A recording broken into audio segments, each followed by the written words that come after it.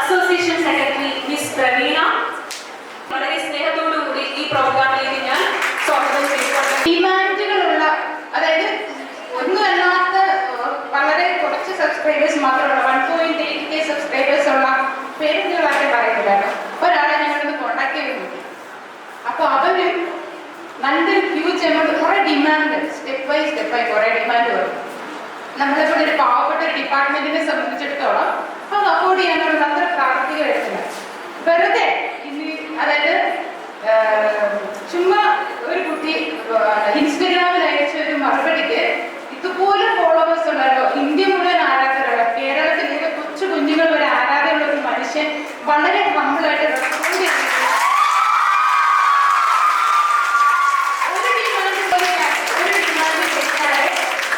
ഡിപ്പാർട്ട്മെന്റിന്റെ പേരിൽ നന്ദി പറയേണ്ടത് ധാർമ്മികമായി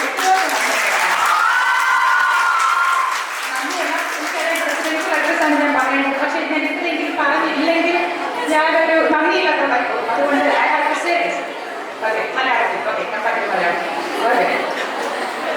അപ്പോൾ നമ്മുടെ ഹോം സയൻസ് എന്ന് പറയുന്ന അസോസിയേഷൻ ഞങ്ങൾ ഒന്നുമില്ലായ്മയിൽ തുടങ്ങിയതാണ്.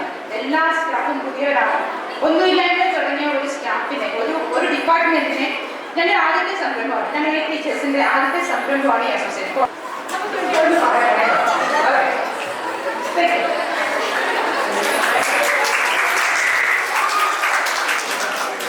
Thank you, sister, for your words. Now it's time for us to call upon our chief guest, Dr. Robin Radhakrishnan. Sir, I welcome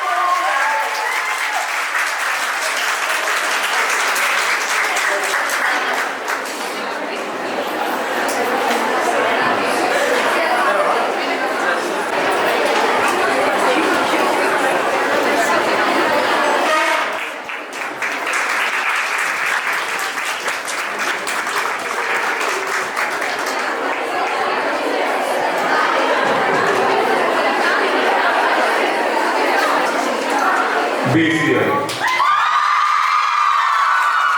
എനിക്ക് ഓർമ്മയുണ്ട് 2019 കോളേജിൽ ഗസ്റ്റ് ആയിട്ട് വരുന്ന സമയത്തും ഇതേപോലെ BCM എന്ന് പറഞ്ഞപ്പോൾ ഇതേപോലെ ലൗഡായിട്ട് എന്താ പറയുക, നിങ്ങളായിട്ട് ആ ഒരു എനർജി നിങ്ങൾ കാണിച്ചു. ഒരു പ്രാവശ്യം ഞാൻ BCM എന്ന് പറയട്ടെ,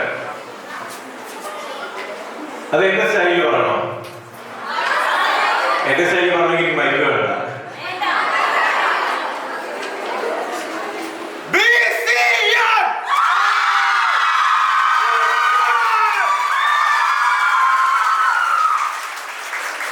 പോകുന്ന ടൈമിൽ ഞാൻ പറഞ്ഞിരുന്നു, അന്ന് നിങ്ങളെ സീനിയേഴ്സൊക്കെ ആയിരിക്കും ഇവിടെ ഉണ്ടായിരുന്നത്. അപ്പം അവരുടെ ഞാൻ പറഞ്ഞിരുന്നു, ഞാൻ എൻ്റെ ലൈഫിൽ എന്തെങ്കിലും ചെറുതായിട്ട് ഞാൻ അച്ചീവ് ചെയ്തിട്ട് വീണ്ടും നിങ്ങളെ ഗസ്റ്റ് ആയിട്ട് വിളിക്കുകയാണെന്നുണ്ടെങ്കിൽ ഞാൻ ഈ കോളേജിലേക്ക് വരും എന്ന് പറഞ്ഞിരുന്നു. അങ്ങനെ 3 വർഷത്തിന് ശേഷം ഈ കോളേജിൽ ഗസ്റ്റ് ആയിട്ട് വന്നിരിക്കുകയാണ്.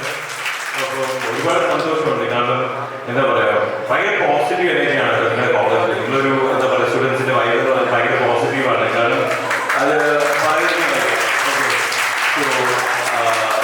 ഇനി ഒരു ഹോം സയൻസ് ഡിപ്പാർട്ട്മെന്റിന്റെ ഈ ഒരു അസോസിയേഷൻ്റെ ഇനോഗ്രേഷൻ ഇൻവൈറ്റ് ചെയ്ത സമയത്ത് ഞാൻ വേറെ ഒന്നും നോക്കില്ല. പ്രവീണ എന്നെ കോൺടാക്ട് ചെയ്തു. ഞാൻ അപ്പോഴേ പറഞ്ഞു, ഓക്കെ രണ്ടെങ്കിലും വെച്ച് വരാൻ പറഞ്ഞു. മാമിനോട് സംസാരിച്ചു, രമ്യ മാമിനോട് സംസാരിച്ചു. പക്ഷേ രമ്യ മാമിനോട് സംസാരിച്ചപ്പോൾ ഞാനത് എന്താ പറയുക, നിങ്ങളുടെ HOD ആണ് അല്ലെങ്കിൽ ഹെഡ് ഓഫ് ഡിപ്പാർട്ട്മെന്റ് ആണ് എനിക്ക് തോന്നിയതില്ല. പെൺകുട്ടികളെ കളിയാക്കാൻ വേണ്ടി ഓക്കെ, അത് ഞാൻ പ്രവീണോട് ചോദിച്ചപ്പോൾ ഹെഡ് ഓഫ് ഡിപ്പാർട്ട്മെന്റ് ആണെന്ന് പറഞ്ഞു. പക്ഷേ ഇത്രയും എന്താ പറയാ, എനർജറ്റിക് ആയിട്ടുള്ള ചാർമിംഗ് ആയിട്ടുള്ള HOD നിങ്ങൾക്ക് മാത്രമേ സ്ട്രിക്റ്റ് ആണെന്ന് എനിക്ക് അറിയുന്നില്ല. പക്ഷേ പുള്ളിയെ ഭയങ്കര സ്വീറ്റ് ആണ്. ഓക്കെ ഓക്കെ ഓക്കെ അപ്പം ഇപ്പം നിങ്ങളിപ്പം എന്താ പറയുക, ഓക്കെ ബേസ് ഞാനൊന്ന് പ്രിപ്പയർഡ് അല്ല, ഞാൻ ജസ്റ്റ് സംസാരിക്കാം.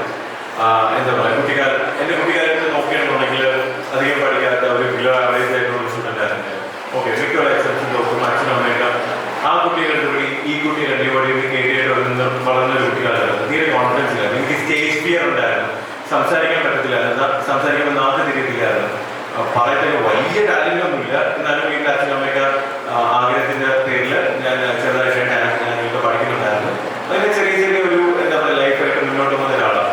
അപ്പം എൻ്റെ ലൈഫിൽ 99% പ്രാവശ്യം ഞാൻ ഫെയിലിയറാണ് ഫേസ് ചെയ്തിട്ടുള്ളത്. പക്ഷെ ഓരോ പ്രാവശ്യം ഫെയിലിയർ ഫേസ് ചെയ്യുമ്പോഴും അടുത്ത സ്റ്റെപ്പ് എടുത്ത് വെക്കും എന്നുള്ളൊരു കോൺഫിഡൻസ് ആണ് സത്യം പറഞ്ഞാൽ എന്നെ ഇവിടെ വരെ എത്തിച്ചത്.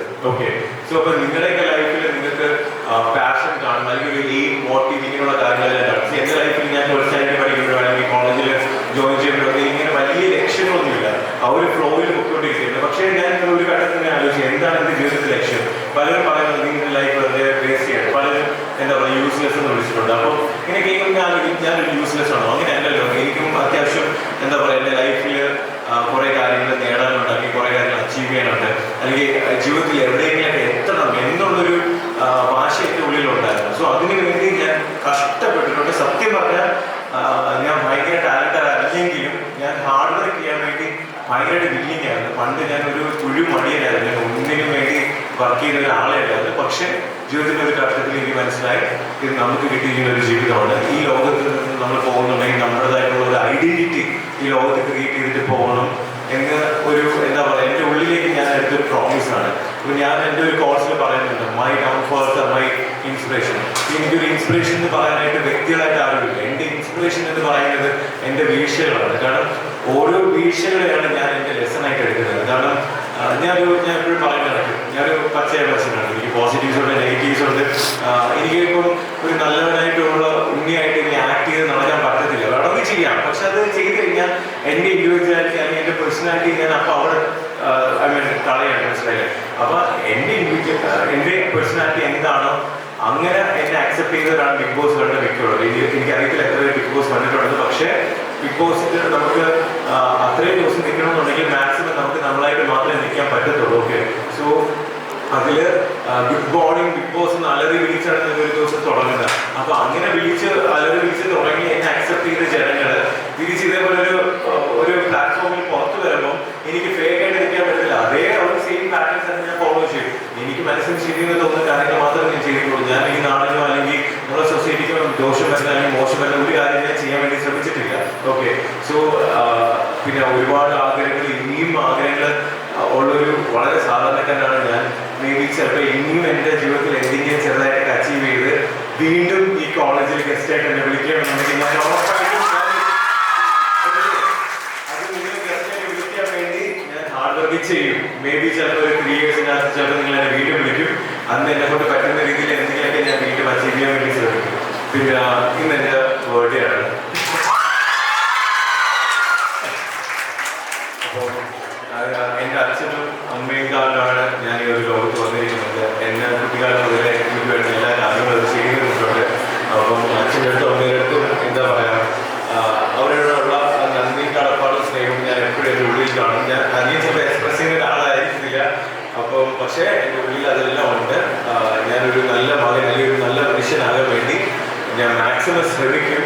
പിന്നെ എൻ്റെ ബർത്ത്ഡേസ് എന്ന് പറയുമ്പോൾ മാക്സിമം ഞാൻ അച്ഛൻ, അമ്മ, അനിയത്തി അങ്ങനെ ഒരു 4 പേരുള്ള ഒരു ബർത്ത്ഡേ മാത്രം, ചെറിയൊരു സെലിബ്രേഷൻ മാത്രമേ എനിക്ക് ഉണ്ടായിരിക്കുന്നത്. അപ്പം കോളേജിലൊക്കെ പോകുന്ന ടൈമിൽ ആ ടൈമിൽ സോഷ്യൽ മീഡിയ കാര്യങ്ങളൊന്നുമില്ല. ഓക്കെ, സോ അപ്പം എനിക്കധികം ഫ്രണ്ട്സും കാര്യങ്ങളൊന്നുമില്ല. ഞാൻ മോസ്റ്റ്ലി ലോൺലിയാണ്. അപ്പോൾ എൻ്റെ ബർത്ത്ഡേ സത്യം പറഞ്ഞാൽ എന്താണെന്ന് പലർക്കും അറിയത്തില്ല. അപ്പോൾ എൻ്റെ വീട്ടിൽ അവിടെ ചോദിക്കും ഒരു ബർത്ത്ഡേ ആയിട്ട് ആരെങ്കിലും. അപ്പോൾ നമ്മൾ അടിച്ചു പൊളിക്കുന്നത് നല്ല ഇതാണ്. ഫ്രണ്ട്സെല്ലാം കേക്ക് കട്ട് ചെയ്തു, എന്താ പറയുക ഒരുപാട് വിഷ് ചെയ്തു, അങ്ങനെയുള്ള കുറേ കാര്യങ്ങൾ പറയരുത്.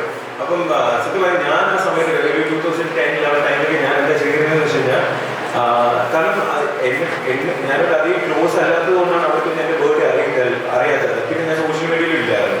അപ്പം ഞാൻ എന്താണെന്ന് വെച്ചാൽ എൻ്റെ ബർത്ത്ഡേയുടെ തലേ ദിവസം 25-ാം തീയതി വൈകുന്നേരം 8 മണിയൊക്കെ അവർ 1/2 kg കേക്ക് ഇഷ്ടമുള്ള കേക്കൊക്കെ മേടിച്ചിട്ട് ഞാൻ അതിൽ happy birthday to dear Robin ഇട്ടിട്ട് ഞാൻ എൻ്റെ റൂമിൽ കൊണ്ടുവന്ന് രാത്രി 12 മണിക്ക് ഞാനത് ലൈറ്റ് ചെയ്യുന്നത്. കാരണം അത് ഊതിക്കടത്തല്ല ചെയ്യുന്നത്, ലൈറ്റ് ചെയ്യുമ്പോൾ ഞാൻ എൻ്റെ അടുത്ത് പറഞ്ഞു നീ വിഷമിക്കണ്ട,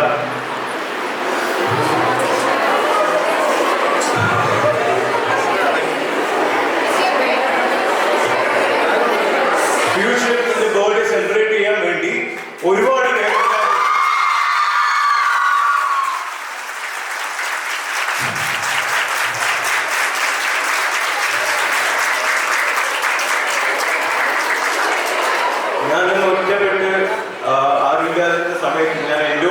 ആ പ്രോമിസ് വർഷങ്ങൾക്ക് ശേഷം ഞാൻ ഇന്നത് അച്ചീവ് ചെയ്തിട്ടുണ്ട്.